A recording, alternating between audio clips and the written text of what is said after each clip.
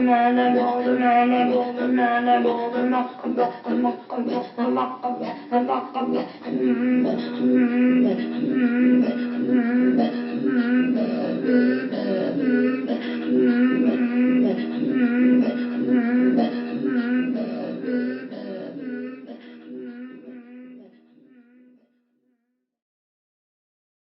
à l'heure, j'avais parlé d'anthropologie et développement comme à la fois transitoire entre le développement et les politiques publiques, mais aussi faisant une sorte de point de ce qu'était l'anthropologie du développement, cette nouvelle anthropologie du développement qu'on avait été plusieurs à initier, mais que beaucoup d'autres après nous, et parfois mieux que nous, ont pu développer. Ça, c'est pour moi un de mes 3 bouquins importants. Bon, j'en ai fait d'autres, bien sûr, parce qu'on est payé pour faire des bouquins dans notre métier. Mais le second, qui est assez différent, c'est la rigueur du qualitatif. Il est différent, mais pas complètement. Comme dans l'anthropologie et développement, ce n'est pas des comptes rendus d'enquête directe. C'est plutôt une réflexion à partir de ma propre connaissance empirique, bien sûr, et celle de mes interventions devant des étudiants et tout, mais où elle est en arrière-plan. Donc il n'y a pas d'éléments de données brutes ou de données à titre d'exemple ou d'illustration qui sont fournis. Donc ce sont des bouquins plutôt théoriques. Donc c'est le cas pour anthropologie et développement par rapport à ce champ nouveau qui était le développement comme objet. Et la rigueur du qualitatif, c'est la même chose en termes de méthodologie. Donc je ne parle pas de moi, de mes enquêtes, de mes trucs comme ça. C'est un livre purement de réflexion sur ce qu'est l'anthropologie en tant que méthode de production de données et méthode de réflexion sur ces données. Pour moi, c'est le second livre important, quelque part. Le troisième étant le dernier, dont je parlerai plus tard, qui est la rigueur du... qu'est-ce que je raconte? Le dernier étant la revanche des contextes, qui, lui, a des aspects, au contraire, beaucoup plus empiriques. La rigueur du qualitatif, en fait, je pense que le point de départ, j'aurais jamais écrit ça sans Passeron, sans Jean-Claude Passeron. Parce que finalement, je suis allé à l'EHESS Marseille, simplement en faisant des cours, puis après recruté comme directeur d'études à l'école des études en sciences sociales, à cause de Passeron, et je pense que je dois beaucoup à ma collaboration pendant ces quelques années avec Jean-Claude Passeron. Jean-Claude Passeron, pour moi, est le meilleur épistémologue des sciences sociales. Son ouvrage sur le raisonnement sociologique, il y a 2 éditions avec un titre légèrement différent, mais vraiment pour moi est absolument incontournable pour voir quel est le statut spécifique des sciences sociales, à savoir, ce sont des sciences en tant qu'elles ont un objectif de rigueur, elles se soumettent à des contraintes empiriques fortes, leurs énoncés sont toujours indexés sur des bouts d'espace-temps identifiables, et en même temps, ce ne sont pas des sciences naturelles ou expérimentales. Elles ont un statut épistémologique particulier. Elles ne peuvent pas produire des lois, autrement dit, elles ne sont pas nomologiques. Elles ne peuvent pas recourir à des méthodes expérimentales de façon sérieuse. Elles sont toujours dépendantes des représentations et des pratiques des acteurs. Autrement dit, ce sont des sciences historiques au sens où Weber parlait de sciences historiques. Passeron, c'est un néo-wébérien, si on veut dire, et c'est lui qui, je trouve, a tiré les meilleures leçons de ce qu'a fait Weber, Weber étant quand même un peu l'ancêtre commun de toutes les sciences sociales. Longtemps, il n'a pas été très valorisé en anthropologie, bien que ce soit d'ailleurs un anthropologue, Dampierre, qui ait fait la première traduction de Économie et Société. D'ailleurs, c'était, paraît-il, une très mauvaise traduction, parce qu'il vaut mieux ne pas utiliser cette version-là, mais maintenant, il y a une très bonne traduction qui a été faite par Grossin. Donc on a maintenant mais jusqu'ici, depuis longtemps, on utilisait les traductions anglaises parce qu'elles étaient meilleures. Mais ceci étant, en dehors de Dampierre, la plupart des anthropologues citaient peu Weber, il faut le dire, dans ma génération et même la génération d'après. C'était encore assez peu. Mais de fait, bien sûr, il est incontournable pour l'ensemble des sciences sociales. Donc, Jean-Claude Passeron a retiré, je pense, vraiment le plus fin du fin de Weber pour réfléchir sur cette nature particulière des sciences sociales. Ça m'a beaucoup servi parce que ça a rencontré des choses qu'il exprimait très bien, que je sentais confusément et sur lesquelles il a mis des mots. Et je pense que souvent notre métier est bien quand on réussit à mettre des mots sur des choses que les gens pressentent plus ou moins, mais dont ils ne savent pas très bien le statut, ils ne savent pas très bien qu'en faire. On n'est pas des grands inventeurs. Mais en mettant les bons mots au bon moment, je pense qu'on a déjà fait pas mal de boulot. Et vraiment, Passeron a fait ça. sur l'épistémologie. Donc je lui dois beaucoup. On a animé ensemble pendant quelques années des séminaires où on faisait venir des invités, où c'était une sorte d'improvisation à plusieurs voix qui m'a beaucoup plu et qui, je pense, était assez pertinente. Et vraiment, je lui dois beaucoup. Et donc ma réflexion, au fond, à partir de Passeron, ça a été de dire quel est, dans cette réflexion sur les sciences sociales, le statut particulier de l'anthropologie. Pas l'anthropologie comme discipline en soi, parce que je ne crois pas plus que d'ailleurs, je pense, Passeron, aux frontières disciplinaires comme étant des frontières épistémologiques. Il n'y a aucune différence épistémologique entre sociologie, anthropologie, sciences politiques, je sais pas quoi, voire santé publique, etc. Il n'y a pas de différence. Les différences disciplinaires sont les produits purement historiques, les produits de structuration institutionnelle, de conflits personnels, d'ego, de carrière, etc. On sait très bien comment ça se passe, ça. Elles n'ont pas... Par contre, les différences qu'il peut y avoir au sein des sciences sociales sont d'ordre méthodologique, ou sur les thèmes, ou sur les méthodes, sur les sujets, ou sur les méthodes. Point barre. Après, le reste, c'est une affaire purement contingente. Mais c'est vrai que suivant les sujets, si on traite de l'éducation ou si on traite de la religion, on est amené à avoir des influences différentes. Si on travaille avec des questionnaires ou si on travaille avec l'enquête de terrain approfondie, on a là aussi des différences. Donc moi, ce qui m'intéressait, c'était de voir qu'est-ce que l'anthropologie avait comme particulier dans une perspective en quelque sorte passeronienne ou néo-weberienne des sciences sociales. À l'époque, on était confronté à la vague du postmodernisme. Elle a été beaucoup plus influente aux États-Unis, quasiment c'était le mode dominant de pensée dans l'anthropologie des sciences sociales américaines, un peu moins quand même heureusement en France, mais enfin on a quand même eu pas mal de retombées. Et le postmodernisme, au fond, niait le caractère scientifique des sciences sociales. Nous n'étions plus que, finalement, un discours d'un auteur dialoguant avec d'autres sujets.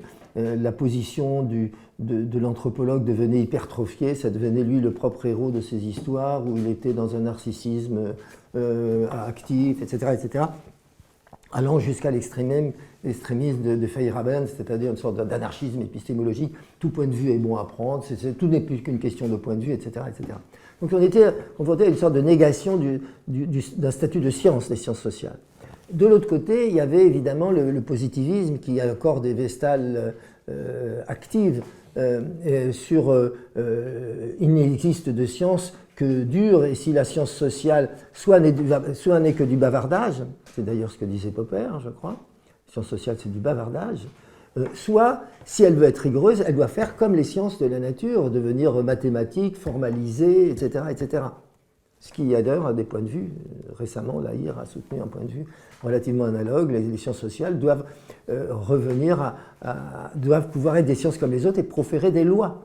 Des lois. Mais non, les sciences sociales ne peuvent pas proférer des lois. Ça se saurait depuis longtemps.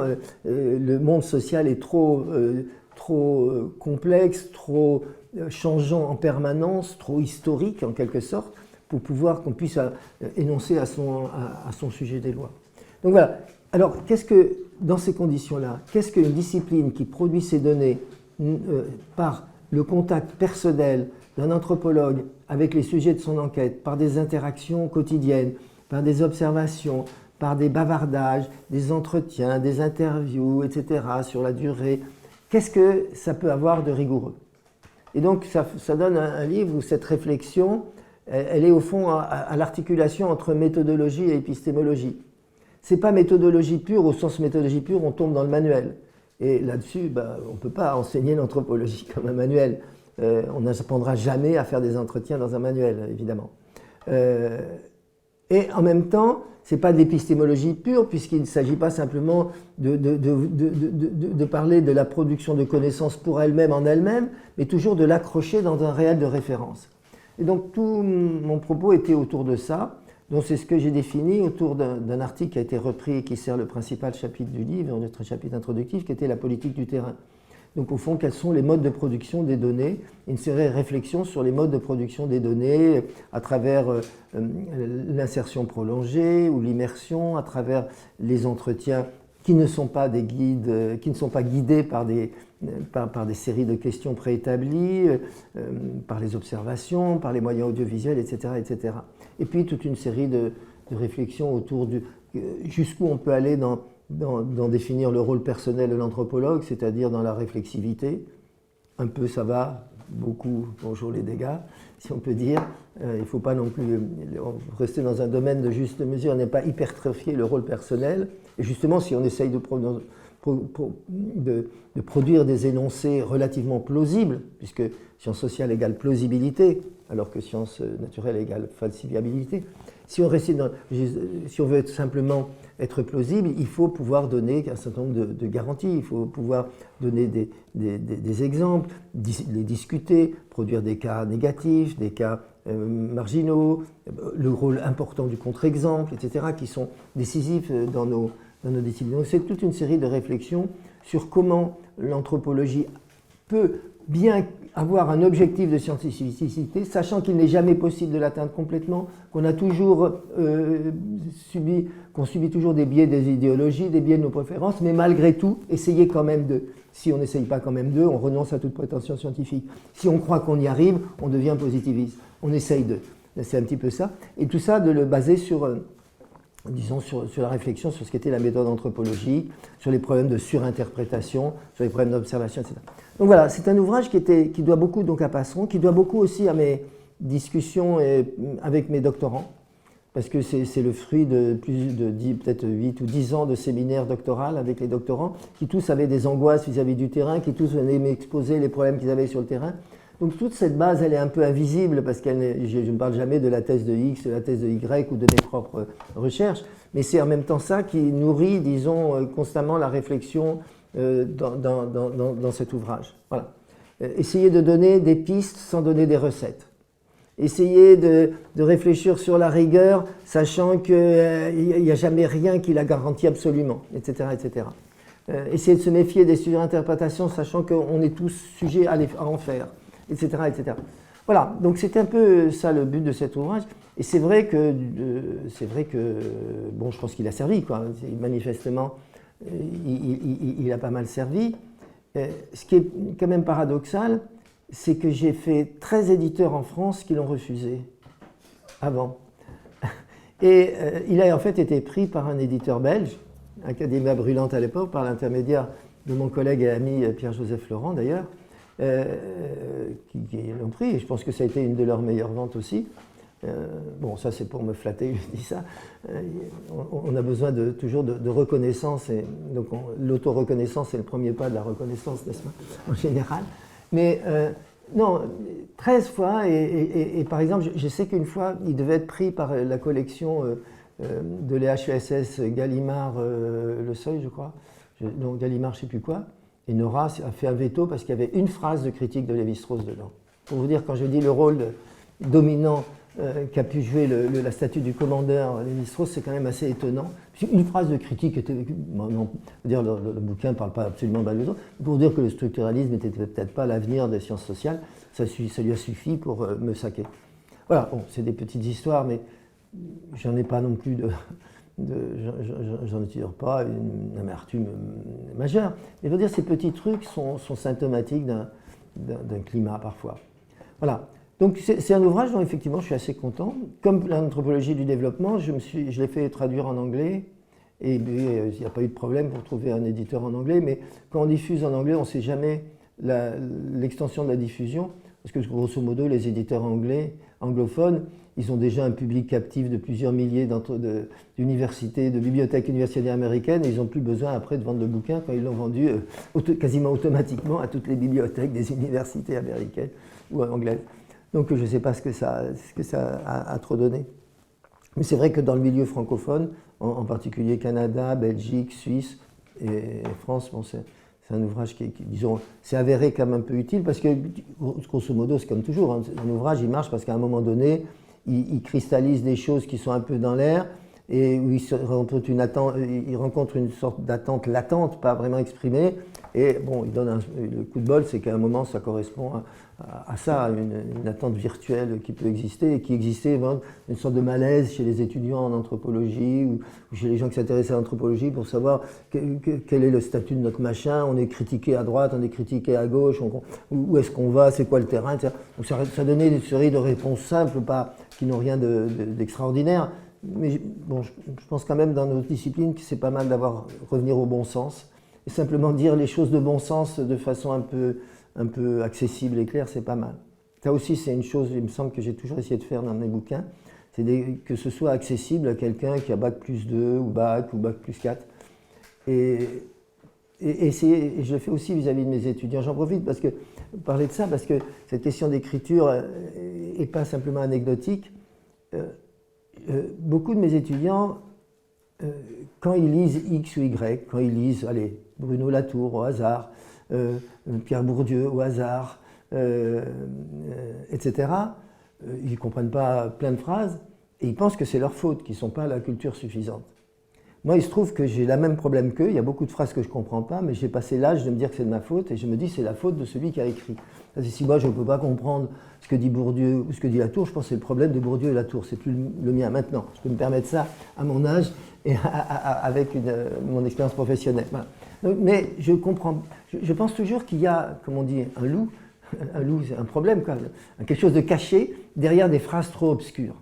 Et je me dis quelque part, bon, j'en reste à ces vieux trucs classiques, ceux qui se conçoivent bien, s'énoncent clairement, etc.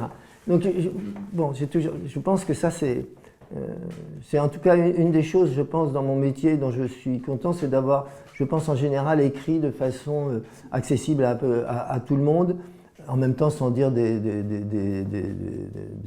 évidences qui n'ont pas besoin d'être écrites, quoi. Voilà. Donc ça, c'est la rigueur du qualitatif qui est donc voilà.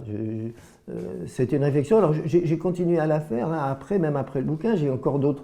J'ai écrit des articles et tout qui pourraient être presque faire un second bouquin, mais je ne veux pas faire la rigueur du qualitatif 2, ce serait ridicule. Il n'y aurait probablement pas beaucoup de lecteurs pour ça. Mais bon, il y a d'autres choses qui sont venues après. Mais ça m'intéresse toujours, cette réflexion méthodologique.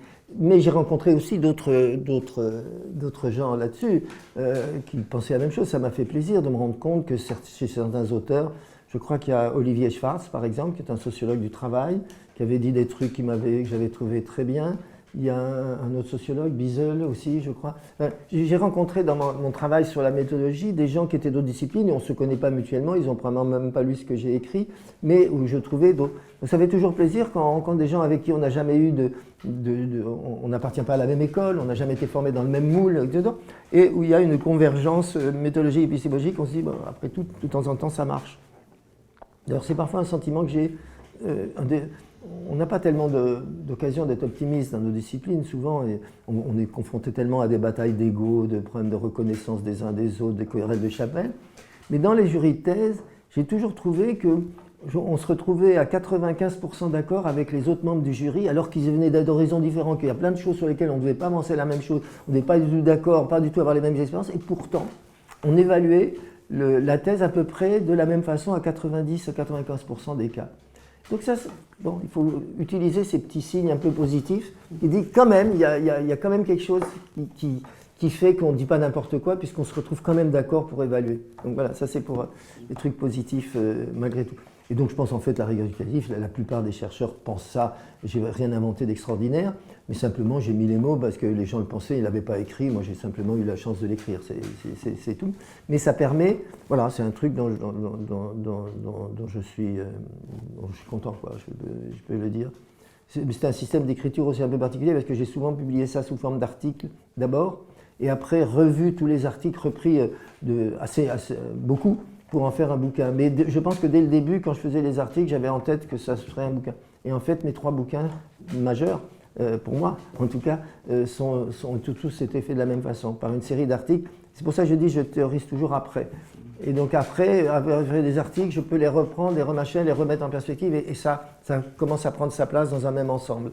Et je pense qu'au début, j'ai quand même plus ou moins l'idée que ça finira par ça, mais sans savoir très bien quel sera l'ensemble final. Voilà pour la rigueur du qualitatif, mais c'est vrai que j'ai gardé un très bon souvenir de ces une dizaine d'années de collaboration avec Jean-Claude Passeron. Et j'en ai tiré vraiment grand profit. Toujours dans la même période, et toujours dans la perspective, il y a eu la revue Enquête. C'est-à-dire, c'est une revue qu'on a fondée ensemble. Il y avait Passeron, d'autres collègues, Fabiani, Boutier, des gens qui étaient autour de Passeron comme moi à Marseille, donc de réflexion sur les sciences sociales. Alors, il y en a eu plusieurs numéros. Je crois que dans un des numéros, j'avais publié La politique du terrain, autant que je me rappelle d'ailleurs, qui est après passé dans la rigueur du qualitatif. Oui, je crois. Mais il y a eu aussi un numéro qui s'appelait Pratique de la description, et effectivement, qui était une avancée, c'était, je crois, avec Giorgio Blundo, et où on avançait toujours dans ces mêmes directions. Giorgio Blundo, par exemple, c'est aussi un exemple de ces collaborations qui donnent de l'optimisme. Parce que là aussi, on ne venait pas de la même école et il a eu une formation en Italie complètement différente. Il s'est retrouvé enseignant en Suisse et je l'ai rencontré dans un colloque de l'APAD. J'avais l'impression qu'on avait toujours travaillé ensemble alors qu'on ne s'était jamais vu. Donc c'est des choses qui rendent aussi un petit peu optimiste. On se dit, bon, on n'est pas tout seul à ramer dans son coin pendant qu'il y en a d'autres. Donc peut-être qu'on n'est pas en train de se planter complètement, quoi. Bon, ça donne un peu d'optimisme. Et donc avec Giorgio Blundo, on a fait ce travail parce qu'on avait exactement les mêmes positions implicites, mais quand on les exprimait, on les exprimait quasiment de la même façon sur les aspects du travail anthropologique. Donc la description, c'est évidemment un des domaines importants de notre métier, un domaine qui est sous-estimé d'ailleurs. Dans la plupart des thèses que je vois, il y a une abondance d'interviews, d'entretiens, ça on ne peut pas dire que ça manque en général, et puis une pénurie de description. Or la description, c'est quand même un des outils importants de notre métier, voire parce que c'est évidemment qu'on a besoin de savoir comment les acteurs parlent, mais on a aussi besoin de savoir comment ils agissent, sachant qu'ils ne parlent pas forcément comme ils agissent. Évidemment, c'est un de ces gaps, un de ces écarts qui est fréquent dans la vie entre les propos et les actes. Donc la description est quelque chose de fondamental chez nous. Alors, nous l'avons beaucoup utilisé, que ce soit pour les projets de développement, que ce soit pour la santé. On a beaucoup utilisé la description, soit par nous-mêmes, soit même parfois, je me rappelle, dans le domaine de la santé, on envoyait une élève sage-femme prendre des gardes en lui demandant de faire un cahier de ce qui se passait pendant sa nuit de garde. Parfois, parce que c'était plus difficile pour nous d'aller faire des nuits de garde, on est difficile de se faire passer pour une sage-femme. Donc voilà, on faisait des pratiques.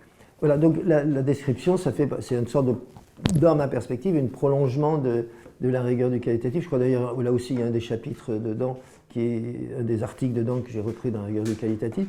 Mais ça fait partie de ce travail collectif qui s'est fait à Marseille. À Marseille, donc autour de Passeron, en même temps, on avait lancé un moment une sorte de petit centre d'études africaines, enfin pas centre d'études africaines, mais un petit sous-ensemble d'études africaines, puisque j'avais pas mal de doctorants africains à l'époque. Et puis, j'ai pu faire venir Birschenk pendant 3 ans, je crois, qui est venu donc à Marseille. Ça a été très important, parce que là aussi, ma collaboration avec lui a toujours été décisive. Giorgio Blundo est venu aussi, il a été élu à l'EHESS et est venu à Marseille. Là aussi, il fait partie des personnes avec qui ma collaboration a été toujours décisive. Il y avait eu encore d'autres chercheurs, Marc-Éric Grenet, Yannick Jaffray. Bon, on avait un pôle africaniste qui après c'est un petit peu dissous et est parti. Bon, ce n'est pas des choses qui ont survécu beaucoup. Il y en a auxquels j'ai participé qui ont beaucoup survécu comme l'APAD, il y en a d'autres qui ont été plus éphémères, l'équipe qu'on avait fait en France, le petit groupe africaniste à Marseille. Aujourd'hui, il n'y a plus que Blundo, qui est, je pense, à peu près le seul africaniste là-bas. Mais bon, ça fait partie de cet épisode marseillais qui a été, je pense, quelque chose d'assez important pour moi.